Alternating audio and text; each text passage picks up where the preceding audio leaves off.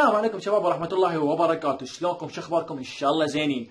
ادري اليوم مو جمعة، وادري هذا مو ستايل برنامج يوميات حديقة، لان مثل ما تشوفون ماكو جرايد ورايا، وادري انه عبد الله ما موجود وياي، وادري بخشمي يخبل يقطع يمه فديته. المهم هذا مو موضوعنا، موضوعنا كالآتي. اليوم اول حلقة من البرنامج الجديد ابو الميت.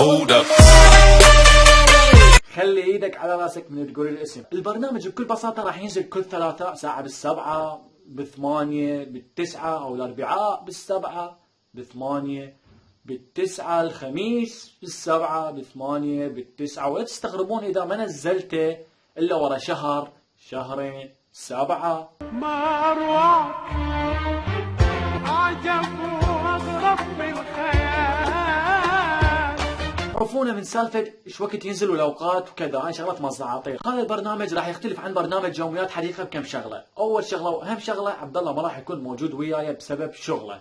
والشغلة الثانية راح يكون مجرد برنامج نسولف بيه وندردش ونطرح مواضيع ونناقشها سوية، وراح يكون شامل هواي مواضيع وملعبولة، بس انا راح ارتبها لكم. خل ابسط لكم اياها. كنا طلاب وكلنا مرينا بمرحلة الدراسة.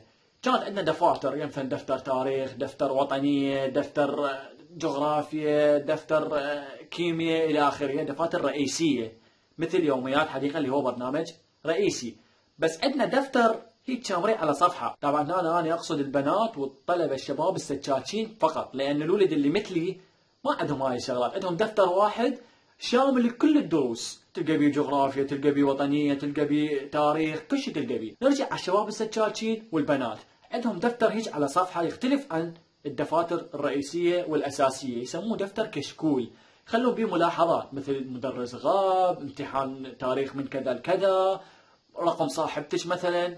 هذا البرنامج مثل الدفتر الكشكول بالضبط، بس ما برقم صاحبتك. فدزينا رقم صاحبتك على مود يصير دفتر كشكول فيت ستاندرد على المنهج. الله عليك. طبعا كل اسبوع راح نتناول موضوع مختلف. مو نتناول يعني ناكل، لا لا لا لا، يعني شو اسمه. المهم توصلت لكم الفكره، واحتمال موضوع يثير اهتمامك واحتمال ما يثير اهتمامك. مثل ما قلت لكم بالبدايه، هو مجرد كشكول لا اكثر، وان شاء الله ينال رضاكم واعجابكم. طبعا هاي كانت مجرد حلقه تعريفيه عن البرنامج.